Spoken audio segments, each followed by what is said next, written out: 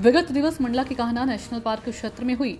Hoc force और नक्सली मुठभेड़ पर राजनीतिक पार्टियों ने सवाल खड़े करते हुए फर्जी मुठभेड़ करार दिया है और आरोप लगाते हुए कहा हॉक फोर्स और अन्य सुरक्षा एजेंसियां आदिवासी को मारना चाह रही हैं, जिसको लेकर गोंडवाना गणतंत्र पार्टी कोर्ट जाने की बात कह रही है। दरअसल बीते 9 मार्च को कान्हा नेशनल पार्क के खटियाम मोर्चा में हॉक फोर्स और नक्सलियों के बीच मुठभेड़ हुई, जिसमें सुरक्षा बलों ने एक ग्रामीण को नक्सली समझते हुए मार गिराया, जिसको लेकर कांग्रेस पार्टी सहित गोंडवाना गणतंत्र पार्टी हमला। उसमें आईजी साहब के जो बयान आए पहले कि एक नक्सली मारा गया और मुठभेड़ हुई है, लेकिन दूसरे ही दिन उन्होंने फिर से उसको माना कि नक्सली के समर्थक हैं। तो या तो मारा गया है तो वो नक्सली का पता होना चाहिए, और जो 2 गिरफ्तार हुए हैं जो समर्थन कर रहे हैं करके, तो ना तो मुझे वो नहीं लगते कि वो भी हैं, और जो मारा गया है वो बैगा आदिवासी जो कि राष्ट्रीय मानव कहा जाता है। तो ऐसे पिछले दौर में भी कई वारदातें हुई हैं कि फर्जी मुठभेड़, ऐसे बहुत सारी सूचनाएं मिल रही हैं कि कई अधिकारी ऐसा कहते हैं सूचना के माध्यम से, या कई तरह तरह की चर्चाएं चल रही हैं कि प्रमोशन पाने के लिए ऐसी हरकत कई बार की गई है। और ऐसी कई जांच में, जैसे बासु जी, छत्तीसगढ़ में सोनी सोरी, और ऐसी कई घटनाएं हुई हैं जो फर्जी मुठभेड़ की कहानियां, और सुप्रीम कोर्ट में भी ऐसे केसेस गए हुए हैं। तो वो सबको देखते हुए ये नहीं कहा जा सकता कि मंडला में भी ऐसी घटना हुई है, और ये निंदनीय है क्योंकि मंडला जिला एक शांत और सौहार्दपूर्ण एरिया है, और यहाँ अगर ऐसा होता है और फर्जी मुठभेड़ होती है तो हम न्यायिक जांच की मांग करते हैं। हम प्रदेश अध्यक्ष होने के नाते मैं कोर्ट उच्च न्यायालय में खुद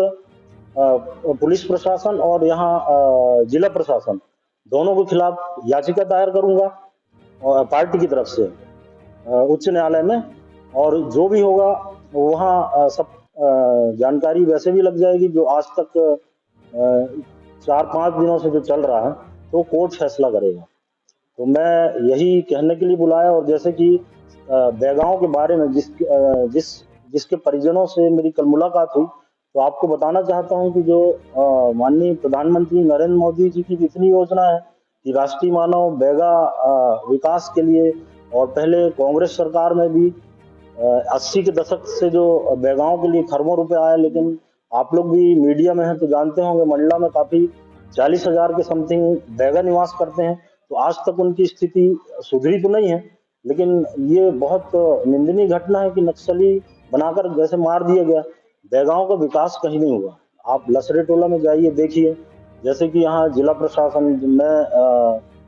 जिला पंचायत में भी हूँ, तो ऑन रिकॉर्ड बताया जा रहा है कि उनका विकास और जो भी योजनाएं चल रही हैं तो धरातल तक जा रही हैं। तो मुझे नहीं लगता कि उनको कहीं कहीं तक जो भी योजनाओं का लाभ पहुंच रहा हो, लेकिन पैसा तो आता है,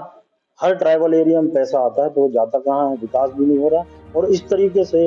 ये झूठ अगर होगा तो बहुत ही आदिवासी समाज के लिए ये निंदनीय घटना है। और एक चीज और कहना चाहता हूँ कि जो मंडला रिजर्व सीट है, और पूरे महाकौशल में कितनी सीटें रिजर्व है, जो कि अभी वर्तमान सरकार में 2 मंत्री जो पहले केंद्र में भी रहे और वर्तमान में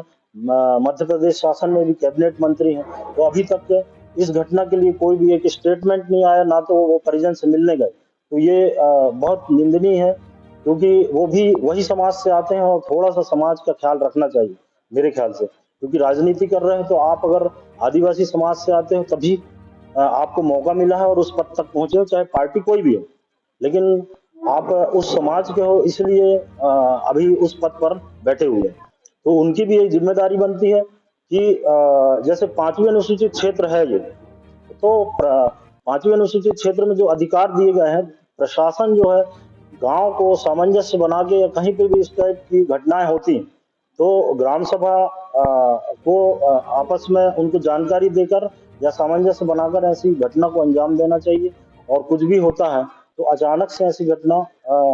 हो सकता है कि ये सुनियोजित प्रोग्राम हो, क्योंकि ऐसी पहले भी घटनाएं हो चुकी हैं, तो लोगों को थोड़ा शक होता है पुलिस के ऊपर, क्योंकि हॉक फोर्स या जो भी यहाँ सीआरपीएफ नियुक्त किए गए हैं तो सब बाहर के हैं, इसलिए कोई जानकारी भी नहीं लगती। तो अनुसूचित क्षेत्र होने के कारण यहाँ के हम ये मांग भी करते हैं कि जो भी जांच होती है और जो समितियों का गठन होता है, तो विपक्ष के जनप्रतिनिधि और सामाजिक कार्यकर्ताओं को उस समिति में सम्मिलित करना चाहिए, ये हमारी मांग है। और मध्य प्रदेश शासन से यह डॉक्टर मोहन यादव जो मुख्यमंत्री हैं, उनसे हमारी मांग है पार्टी की तरफ से कि ये जल्द से जल्द इसकी जांच कराकर दोषियों को कड़ी से कड़ी सजा दें। और हम तो कोर्ट की शरण लेंगे ही, और पूरे सामाजिक संगठन और दूसरे जो भी समाज के पूरे प्रदेश स्तर में संगठन है, उनके साथ बैठकर हाई कोर्ट में याचिका दायर करेंगे।